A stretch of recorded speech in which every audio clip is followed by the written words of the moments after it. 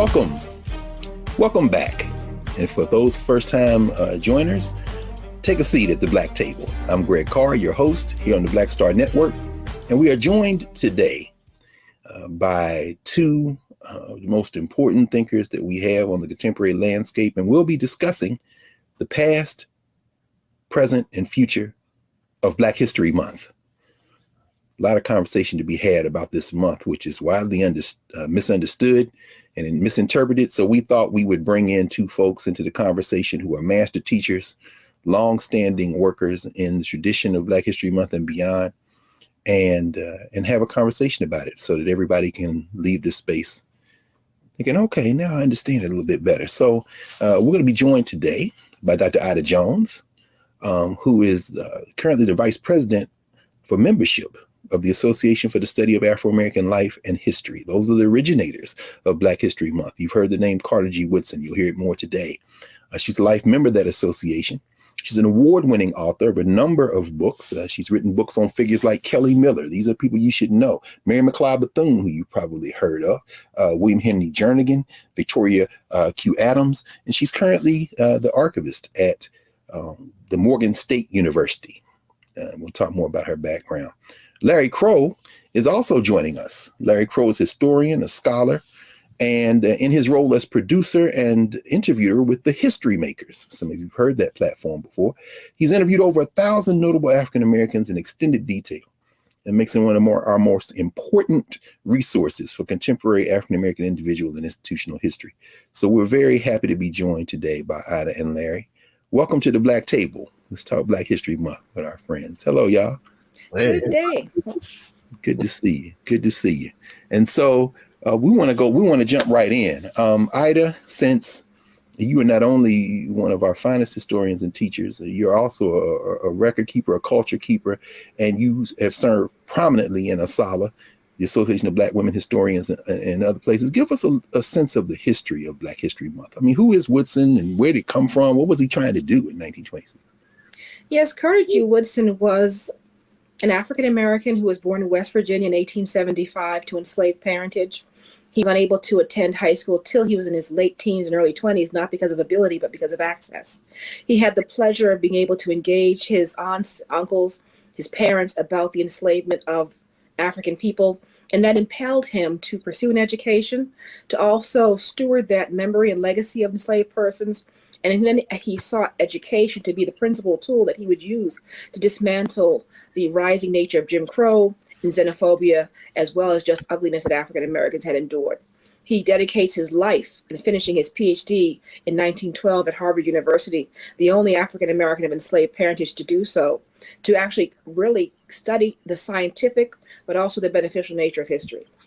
In 1915, during the birth of a nation that was screened, that was endorsed by the White House by the only president with a PhD in history, calling it History Written in Light, he refutes that and creates in Chicago the Association for the Study of Negro Life and History, which was a composite of medical trained persons, business persons, community persons to seek to use education within and throughout our culture as macro African people out to the mainstream people, to use that to kind of level the playing field. So over the course of the last 106 years, the association has continued to keep the torch of Woodson lit, to use education to dismantle the xenophobia and the ugliness that African people have been able to endure imposed upon them. Wow. So it started as a week in 26, right? And then it moves to a month? Yes, it starts in 1926. He builds a lot of products. He builds the Journal of Negro History in 1916. He's going to build out this idea of Negro History Week, which he selected to commemorate the birthdays of Abraham Lincoln and Frederick Douglass. So it wasn't that he chose the shortest month with the least amount of days, that kind of urban legend needs to be put to rest. I've tried to use garlic and a cross to kill that, but apparently it continues to flourish. No, that's not what it was. It was to commemorate both Abraham Lincoln and Frederick Douglass. And so that week does grow out of Omega Psi Phi, where he initiates that and incubates that into schools and churches throughout the course of the 20th century. By the 1970s now, and I'm sure Larry can give greater detail about that, it becomes a month in 1976 during the bicentennial year. And so that becomes a way in which the country is going to acknowledge African American history. What Woodson did believe was that it would eventually outlive its usefulness. He really was trying to be optimistic, that we would eventually be woven into the fabric of the culture.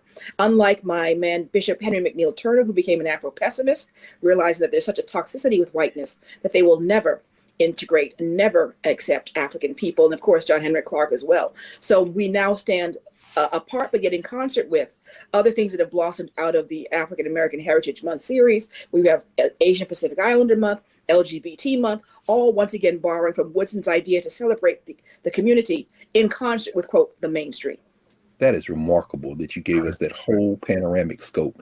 And I don't even want to interject. Larry, could you jump right in? I mean, I'd already set you up, man. She said you might know something about that. I mean, you're not old enough to remember Carter G. Woodson. Certainly none of us are. And both of y'all too young to remember any of this. But Larry, talk to us about it, man. How did you jump? How did you get involved with Asala and with this work? Well, of course, Carter G. Woodson died the year before I was born. I was born in 1949. Well, the year after I was born, 1950, yeah. But I was at Wright State University, and one of the teachers, one of the history professors from Central State, taught part-time at Wright State because the black students demanded it. It was, so it was Dr. Paul McStallworth, who was a member of Asala. And at that time they had, it was Paul McStallworth, Wilhelmina S. Robinson, the brother that wrote the, Reuben S. Weston, who wrote the book about American imperialism during the 1890s. He was there, and they had a nice contingent that they would take to Asala every year. So I kind of went along with them, from Wright State. Wright State paid for it. In fact, they actually put me on a flight from Dayton to Cincinnati in 1972, and Cincinnati's like 45 miles away. So I got on. That was one of my first plane rides, to the Asala conference at the hotel in Cincinnati. Now, and I was just amazed at the scope of research, the papers that are being presented, the detail. It was my first exposure to Asala or any really black conference about anything. And I was amazed. In those days, it was J. Rupert Picott, Andrew F. Brimmer was on the board, Raymond Pace Alexander, those kind of people.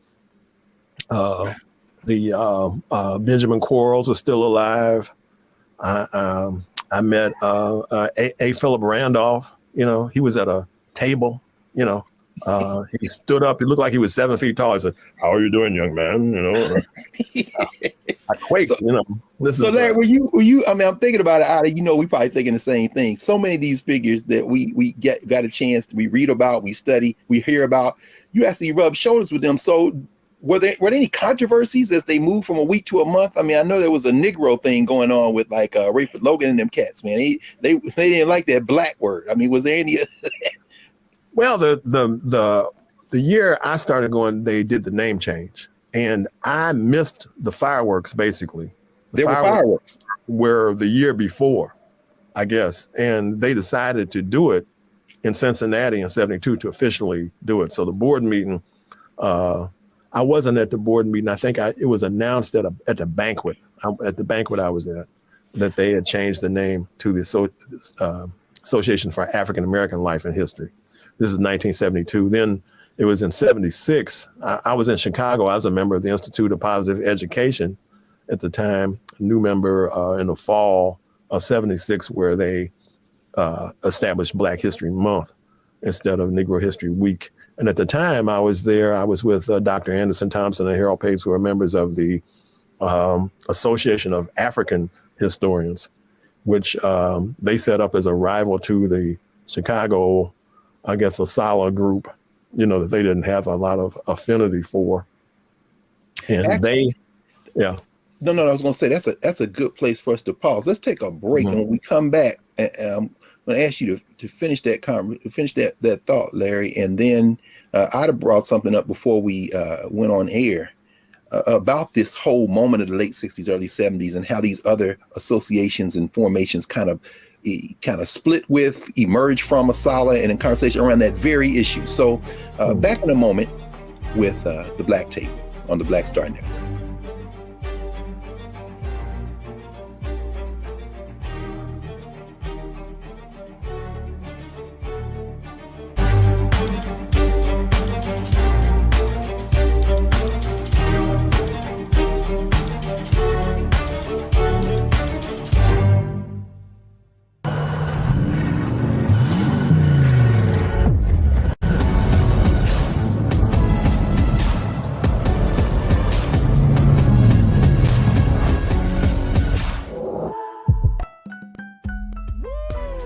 all impacted by the culture, whether we know it or not. From politics to music and entertainment, it's a huge part of our lives, and we're going to talk about it every day right here on The Culture with me, Faraji Muhammad, only on the Black Star Network.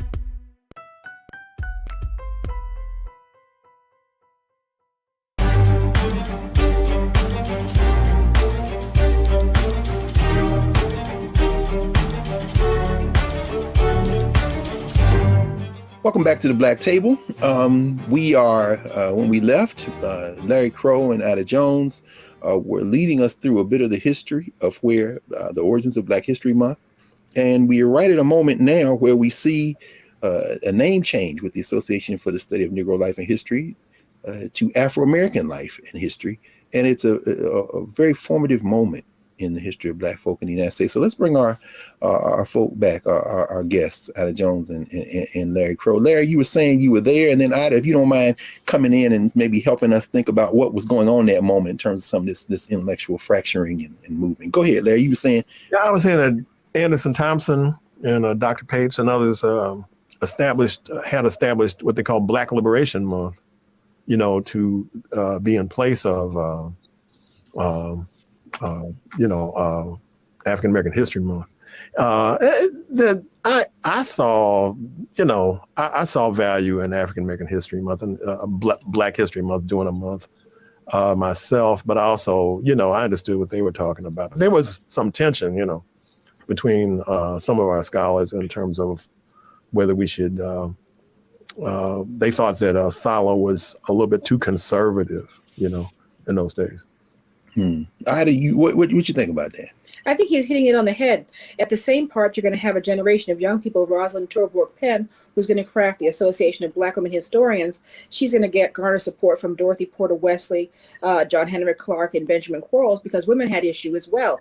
Even her predecessors had issue because gender was also muted along the terms of being, quote, loyal to the race. So there's going to be generational kind of friction that's going to cause other organizations to spark. And then Dr. Leonard Jeffrey said in one of his interviews that ASCAC, and I believe Larry's wearing the sweatshirt with it, also somewhat came out of the association per se to form an organization that was concentrated on ancient and early African civilizations, not to dismiss the association, but say there's enough of an ocean of information that we can super concentrate in our particular subfields and then come together under an umbrella of the diaspora. And unfortunately, that has not happened as much as we would like it to happen, because we've had rifts in other organizations as well. But hopefully the 21st century, as we see the dilution of what is African and African American history and culture, that we need to coalesce and be allowed to stand apart from, but in concert with. And that's not because we're not letting anyone in, but we need to understand what the principal ask is of African people to understand themselves. It's interesting as y'all talking, it reminds me that some of the names you mentioned, Wilhelmina Robinson, Rupert Peacock, and to hear you, Ida, say that there were gender issues, and clearly they were there. And I reflect back, and you for a time, if memory serves me correctly, you helped edit, and certainly the Negro History Bulletin, or the Black History, now the Black History Bulletin. When I go back and look at those issues, I'm certainly, you can see the ideological, but a lot of what you're articulating in terms of this grand vision of global Blackness is in those documents. And so there's the African Heritage Studies Association. I mean, help us understand. I mean, people would say, well, why give it a month? Why not do it all year? But it seems that they were really doing that kind of work all year. Do either of you want to talk about, the work that these folk who were involved in ASALH, and not only ASALH, but these other formations, African Heritage Studies Association, so many others, were doing all year round? Because a lot of it seems to be in those pages. Well, when I was growing up, I would say there was, I got a glimpse of this. I found a copy of African Heroes and Heroines in the Fifth Street Carnegie Library here in Dayton, and took it home when I was about 11, I guess. But you would see trickling in as the 60s progressed, books like Russell Adams' Great Negroes, Past and Present, Afro-Am Publishers. They were doing the Black History calendars that the brother in Philadelphia did. Those kinds of things, and information was coming out, but it was not until 72 that I had any sense of the breadth and activity of ASALH, And folks, just so folks know, who wrote African Heroes and Heroines? Yeah, Woodson and Wesley, yeah. Woodson and Wesley goes back. Charles Wesley. Charles Wesley at the time was the president of Central State University, about 15 miles from here. Wow. And he was well known. He was a hero in this area. So, what about what your part of the world? You come out of Massachusetts. Are there roots there in terms of folk doing local history and community history and work? Adelaide Cromwell. And her, she was an institution in and of herself, along with other African Americans who taught there as well. But just to kind of double back on this issue of whether it's 1 month a week or how we should celebrate, people really, once again, this urban legend that it's only the month, that was never the intention. Woodson sought to use that time period for the world to kind of concentrate on who we were. He didn't limit himself to that. He lived a monastic life, similar to yourself, Dr. Carr, ensconced in a nest of books and research, because it for him was literally his life's blood. It was religion, it was missionary, it was just his entire raison d'etre. So I don't think, and those people like Wesley and Logan and Green and even Lorraine Williams and some of the other women, Merce Tate, they also dedicated themselves relatively, if not 90-10, 60-40 to the idea of the race and eliminating this kind of misunderstanding of where we are on the records. So that was what he sought to do. And it wasn't sought to best anyone, which is the Western idea of how this is. It was an African idea that we all sit at the table of humanity as brothers, not as servant and master. And so that's very important for us to understand. And I'm actually working on a campaign to say, how do you ASALH? Do you do it 3? Because we have the February, September, December folks. But then we have these branches. Woodson also sought to create these branches which live out on the granular level in their cities and states, this idea of Black education, Black modeling, Black encouragement, Black mentoring. So all of what we're doing now with all these other organizations, he had that understanding. And even in his narrative, Mrs. Calvert and Mrs. Tate, who would be in their 100s plus if they were still living, talked about how he'd pass out lollipops and ice cream and invite them in to kind of look at what he had and engage them. They became school teachers in Washington, D.C., and they lived that example of mentoring and teaching passively and both directly. So that's always what Woodson had in mind. Could y'all talk some about, right in that vein, Ida, that you've opened for us, some of those heroes and heroines, some of those local folk? Because as you're talking, I'm thinking about, over the years, hearing both of you talk about that network, the Black church, the Black schools. I mean, looking in the Negro History Bulletin, how many children wrote articles and school teachers wrote articles. What was the importance of those Black institutions in forming this kind of army, for lack of a better term, to spread knowledge? And I love that idea, because I think it's the Ubuntu that we're talking about now, that it takes all of us, and there's no big I's and little U's. The idea of purging the westernized mindset that it's a vertical relationship where I'm on top because I'm the lettered professional and you are the quote proletariat listening to me talk, that was not what needed to be done. Everyone needed to be brought to some level of stewardship, first of all, that we're stewarding this. None of us are the beginning or the end of this. We're simply stewarding our time for those who are going to inherit it, to honor those who've gone before. So Woodson really clearly understood the idea of stewardship, but he also understood the idea of empowerment, that your story matters. Whether it's your parents or your nieces or even just you yourself, your story matters. So the idea of not just stewardship, but also that every story matters, and it encourages and empowers someone else to kind of live their full life. That's principally what his drive was, through these branches, through the school teachers, through the sororities, the fraternities, the Masonic lodges, the churches, all of these culturally organized groups is what was going on. So Negroes had institutions before we tried to integrate the white ones. This is shocking news. That's Woodson's revelation. That's Eureka, right? Let me say this too. Maybe a few things real quick.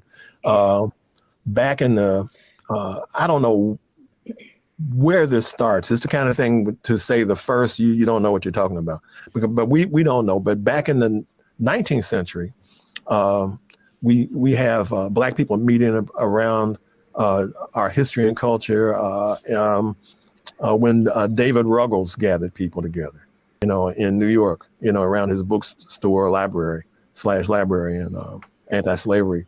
But you have, like, going forward, you have like the Negro Society for Historical Research in 1911, founded by basically Arthur Schomburg and John Bruce with that? Yeah, John Edward Bruce, right. Yeah. In Yonkers, actually, where he lived in Yonkers, which is north of Harlem. But he establishes that in 1911, and that flourishes through the establishment of ASALH. Now here locally, I'm the branch historian for the Paul Laurence Dunbar branch of ASALH, which was founded by Margaret Peters, who was she wrote 2 curricula for the state of Ohio that were never used, Black history curricula. She was the sister of Wendell Peters, who we all know, who had the photographic memory, great mind, you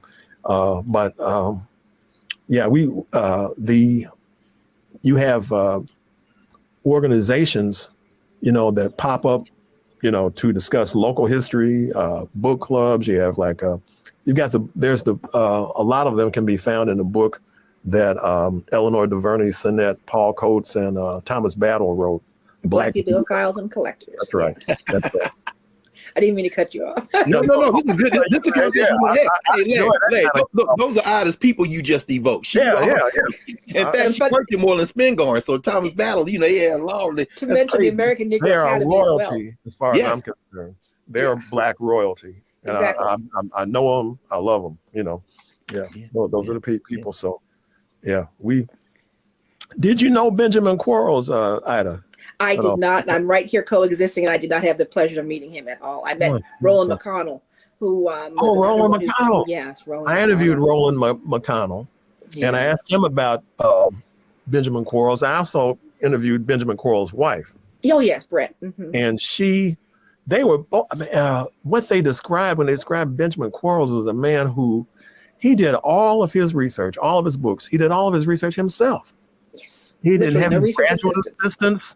I mean, Dr. Thompson used to say the difference between Negro scholarship and white scholarship is that when you go to Harvard, you got you have a chauffeur limousine that takes you to the library. They meet you, they give you tea, they offer you tea. You got grad assistants, that you are supervising. He said the Negro's got to do it all himself. Literally. And a man like, of course, Carter G. Woodson, Benjamin Quarles, John Henry Clark. I mean, these people, are just so amazing. They did all this work themselves. And taught a full load. Quarles' wife, you could see the pain in her eyes talking about him. She said she couldn't get him to do anything but work. He was up all night, many nights writing. And she said at the library or something. And you could see the production, of Benjamin Quarles. I mean, it's just. I would be remiss if I didn't, in knowing the two of you all, make the connection too about the places where they would go to do research, who kept those archives. Hallie Quinn Brown, who of course Larry led us to her literal gravesite there in Ohio, and of course a woman who you follow in her footsteps, the great Dorothy Porter, who you mentioned. You want to say a few about those Black women librarians? Yeah, that was the vanguard. So right along with those organizations that Larry mentioned, those academies that the men formed, women had literary salons, and they actually went into professions. So I believe the vanguard, both the teachers as well as the librarians, were those stewards and understood that they needed to save those materials to make them available for young people. And I believe it's Nikki Giovanni has a book coming out, and her next book is called The Librarian. And she actually talks about how this Black librarian really helped her. James Baldwin talks about how a Black librarian helped him, how that they could save themselves and see themselves and reimagine themselves through books. So it's very important to acknowledge those, the vanguard of our original stewards were the librarians and the church historians as well. Sometimes, always, often the elderly women who save everything and kind of curate that material for someone else to then now steward. So it wasn't hoarding, it wasn't not letting you have access, although I understand Dorothy was rather particular about who had access. Her card catalogs, where they try to change the name from Negro to Black, she told me herself. But other than that, the idea that knowing that there's going to be a tomorrow and that these things need to be here for that tomorrow. Okay. And that's profound. Well, we're going to take a momentary break, Larry, and then we're going to come right back on the other side of the Black table. We'll continue to talk about the importance of these iconic figures, and also how in contemporary society, our young people in particular are often taught to engage in hero worship. And some might think that history stopped after Martin Luther King. But so when we come back, we're going to get right into the conversation of where we are today with Black History Month. So back in a moment, the Black table.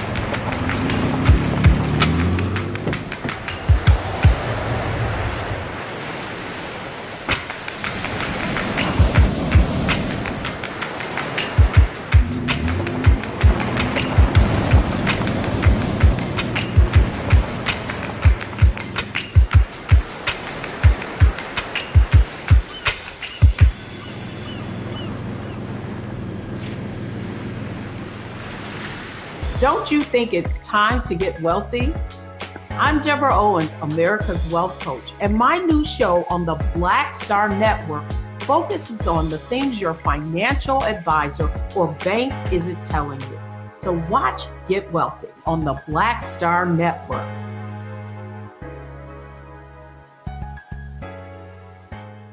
Folks, Black Star Network is here.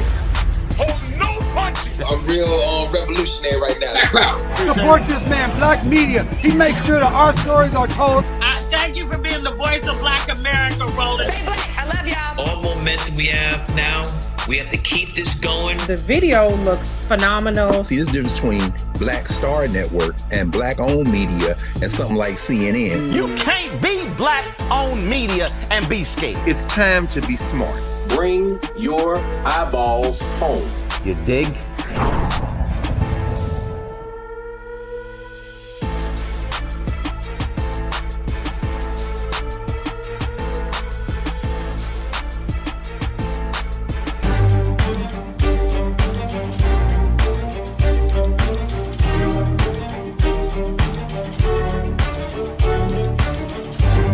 We're back, and we're continuing this conversation on the past, present, and future of Black History Month with Ida Jones and Larry Crow.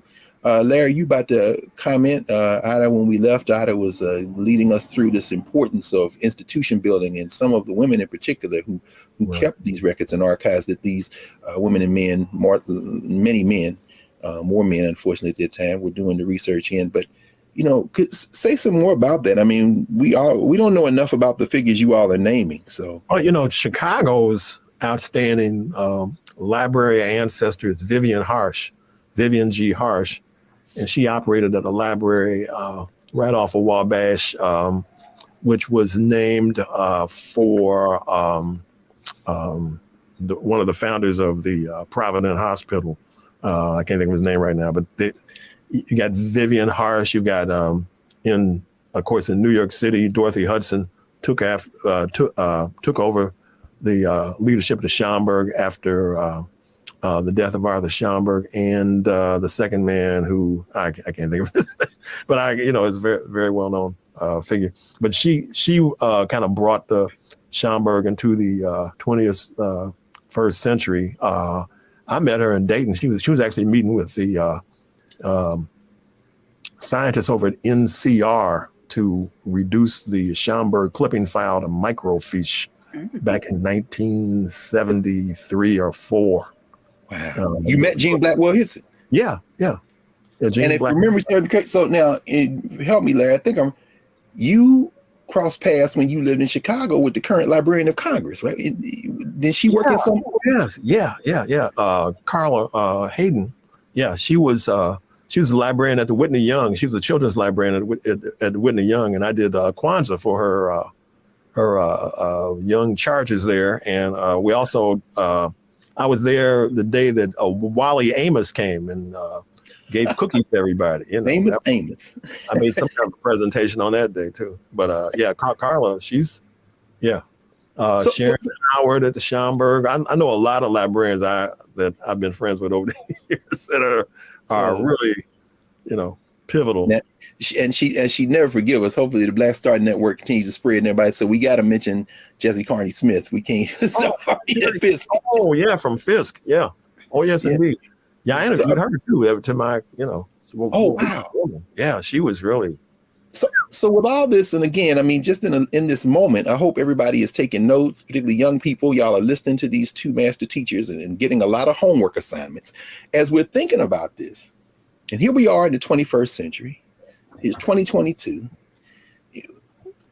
Where is all this controversy coming from? There's a recent study by the Southern Poverty Law Center. They assessed the public school curriculum, and they said on the issue of civil rights, just on that issue, 20 states failed in terms of what is actually being taught. And then folks are saying on the other end of the spectrum, we should broaden the themes in Black History Month, make it broader, and then folks are saying, well, it's not being taught enough. And, meanwhile, our young people, we're all teachers, we know, a lot of the history that they are getting, to the degree they're getting any at all, is pop culture stuff. Harriet Tubman on the $20 bill, Instagram posts, businesses promoting Black History Month. What would y'all say about the state of Black History Month today as cultural workers who are really continuing to teach and work in that tradition?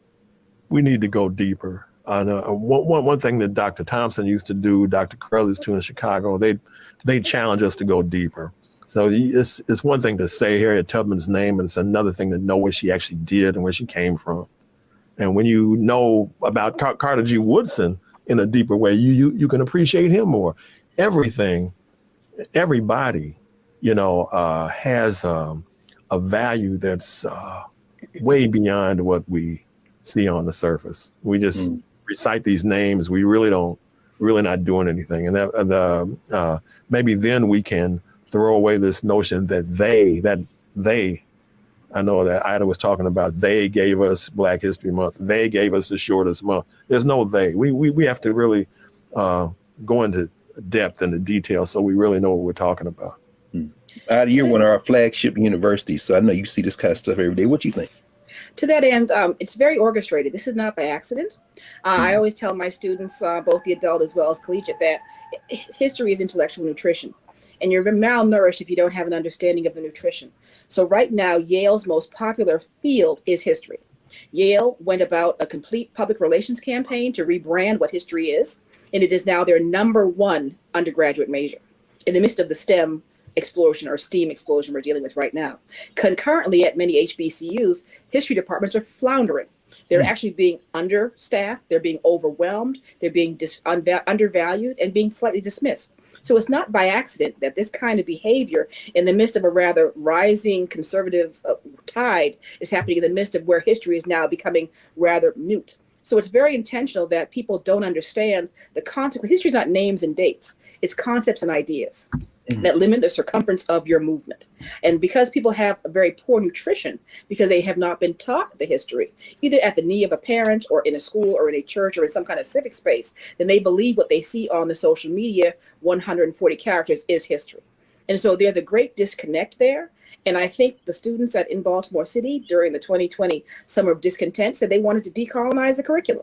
And they want to know who was Baldwin. They want to know who these authors were. They really want to know, but no one's telling them because it doesn't fit the criteria for what the state mandates as a test to be approved. But I do have to, at the same time, applaud the state of Maryland. I'm working with the Department of Social Studies teachers, and they're actually teaching how they rethinking and reworking how they teach history. I've been invited on several occasions to speak with their teachers in social studies to help them understand at least about the HBCUs of Maryland, which was rather anathema to most of them. They did not understand that there was only one authentic HBCU that was created in Maryland by Black people, which is Morgan State. And the other 3 incarnations have different origin stories, which I can't go into at this juncture. But nevertheless, there is a hunger and there's a desire. And I believe we are the stewards that need to meet this. And the late, goodness, his name escapes right now, Dr. Harold Pinkett, Morgan graduate, first African-American hired at NARA, said that this is a racial responsibility.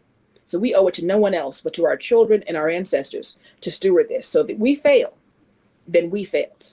We can't point to anybody else. My goodness. Now you about to say something, man. Wow.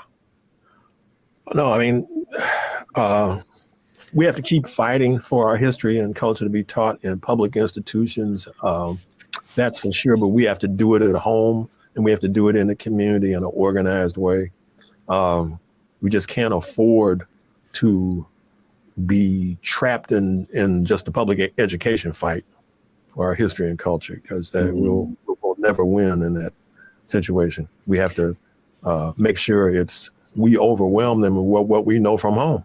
We bring it with us, Sounds and I must do a boost for the association. I didn't mean to cut you off. Greg, no, this is exactly. Go ahead. To join ASALH in our efforts to do so for the next 100 years. There are products, there are organizations, there are people such as myself and Larry, as well as yourself. Remember my branch, Greg, that really can reach out to these young people and are concerned about even some of our not so young people. Because if you don't know as a parent, how can you teach what you don't know? And that's so right. A lot of it is resulting that the parents themselves didn't get it. And so there's a lot of disconnect. And I don't fault anybody because we're so into this part of the pond that we see it and we live it. But those people who are on land or in other parts of the pond don't understand it. So I can't really indict anyone for being, quote, guilty of not doing things. Those of us who know need to diffuse. And whether they choose to receive or not, that's a different story. But we need to be the ones to diffuse in every way we can. And so that's incumbent upon us that know to share. And definitely join. Could you help us? Just let us know how would folks who are watching say, I want to join Asala. What should they do? What's the first step? Because you my leader in the branch here. That's right. Well, you can go to asalh.org. That is our main website. And if you're a little bit skittish about physically joining, we have a YouTube channel. So ASALH has a YouTube channel where a lot of our content is there for free. We would love you to subscribe to kind of boost our numbers to help us get other kinds of content going, because we're all about learning for every grade, every age group across the African diaspora. We have international persons of interest. We have about 7 countries around the world that celebrate Black history in their own way, in their own domestic spheres, and we're in conversation with them as well. Woodson traveled internationally, was fluent in Spanish as well, taught in the Philippines, and there actually is a book called The Miseducation of the Filipino that actually models itself off of the miseducation of the Negro. Yeah. And so as a result, Woodson's influence is far more global and far more saturated than we give him credit for. So we're all trying to excavate and lift up the torch that he lit and keeping it lit into the 21st century. So asalh.org. So yeah. We'll pause here, and when we come back, we'll talk about the future of Black History Month. In fact, we've already started, and whether we should or shouldn't have one, where these influences are coming in. We've already gotten our marching orders, so when we come back, we'll get into what this looks like going forward beyond even our lives. So back in a moment at the Black Table.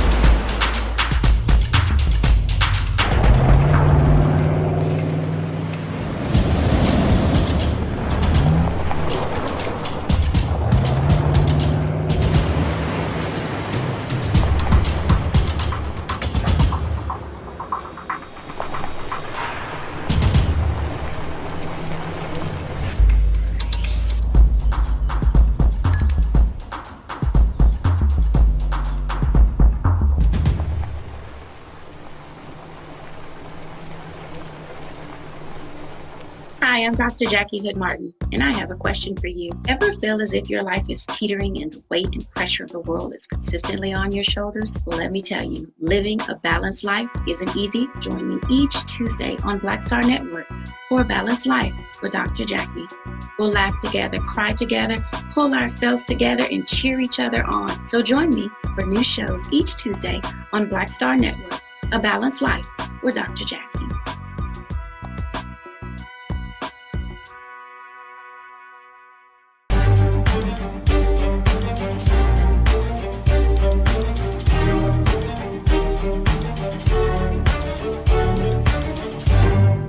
We're back. Welcome back to the Black Table. We're continuing our conversation with Larry Crow and Ida Jones on the past, present, future of Black History Month.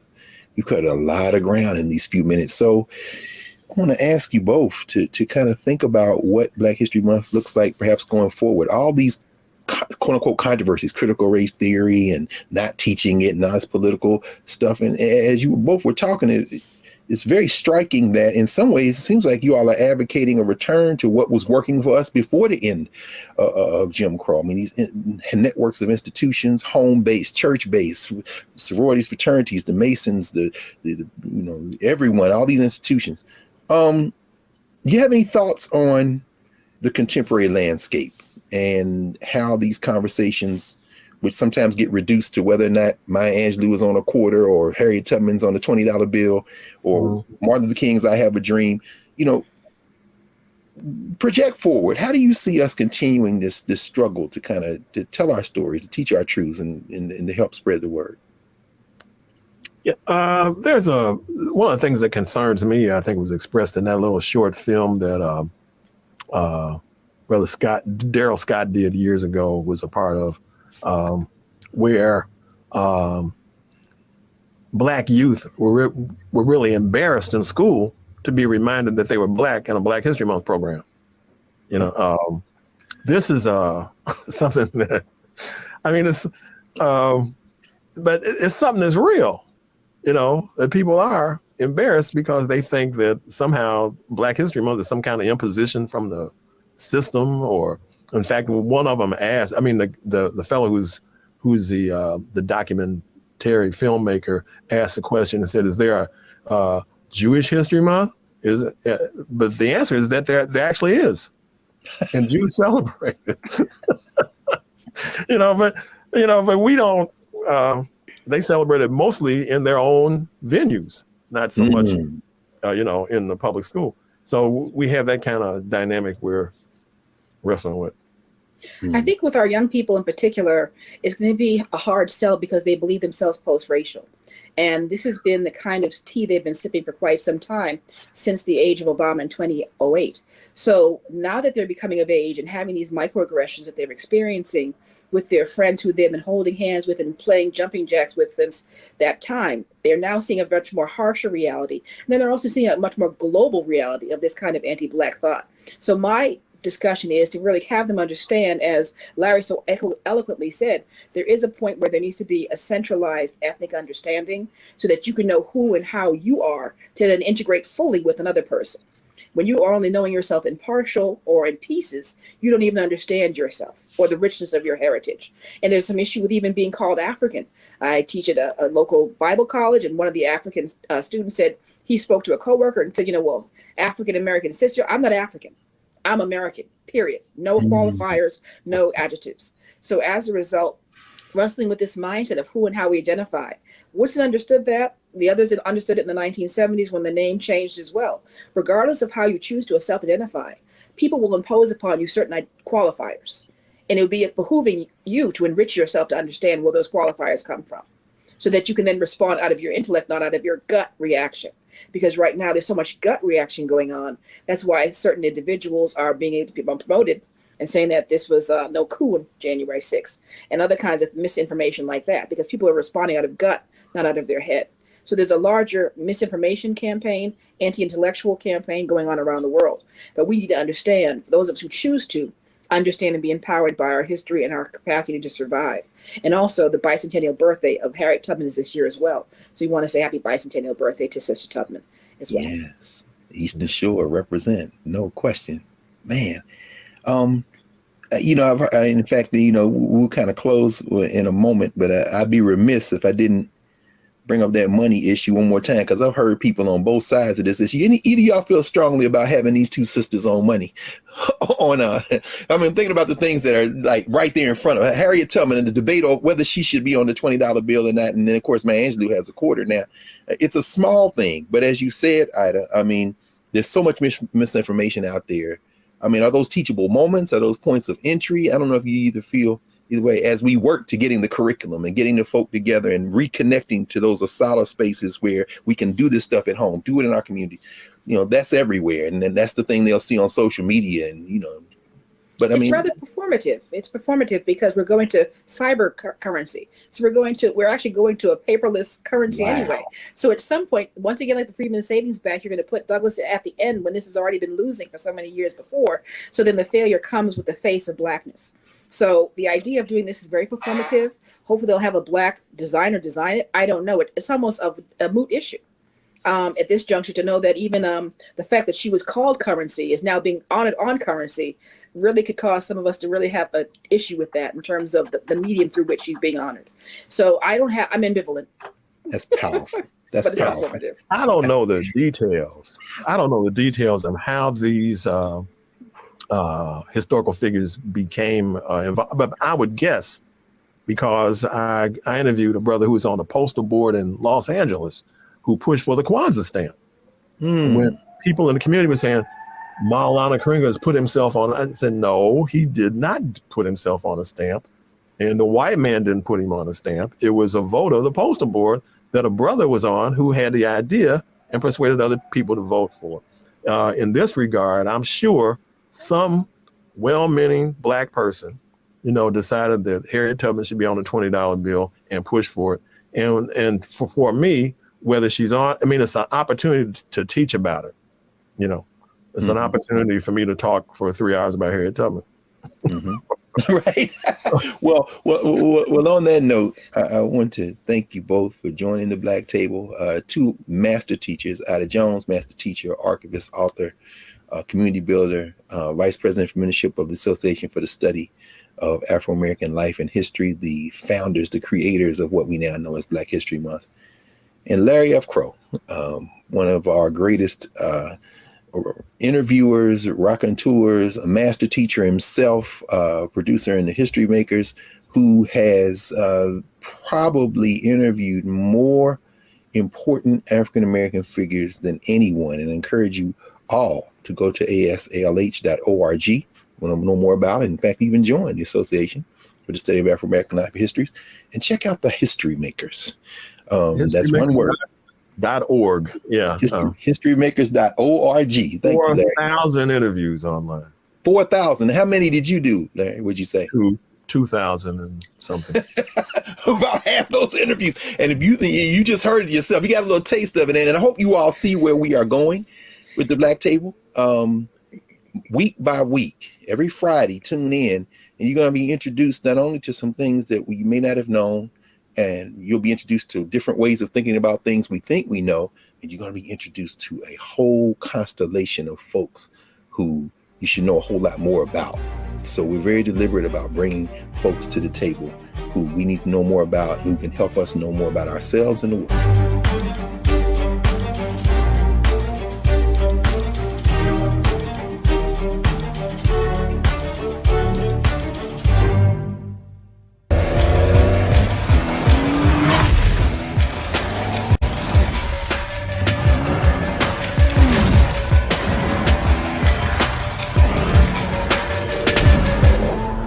It's time to be smart.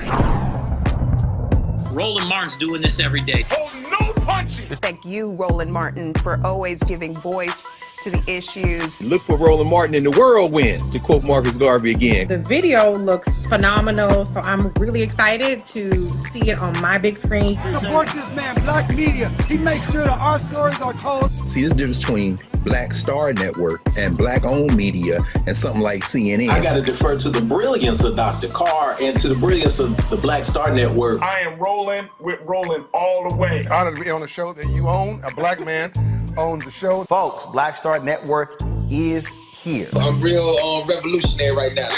Roland was amazing on that. I love y'all. I can't commend you enough about this platform that you've created for us to be able to share who we are, what we're doing in the world, and the impact that we're having. Let's be smart. Bring your eyeballs home. You can't be Black-owned media and be scared. You dig?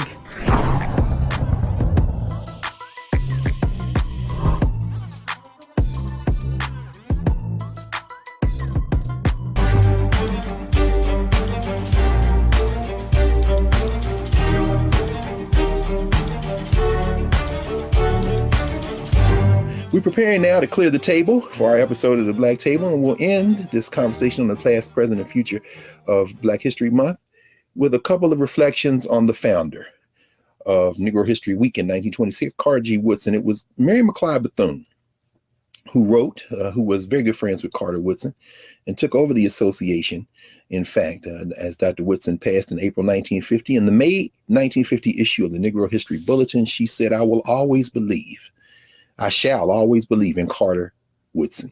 He helped me to maintain faith in myself. He gave me renewed confidence in the capacity of the race for development and in the capacity of my country for justice, for her own people and for all people. With the power of cumulative fact, he moved back the barriers and broadened our vision of the world and the world's vision of us.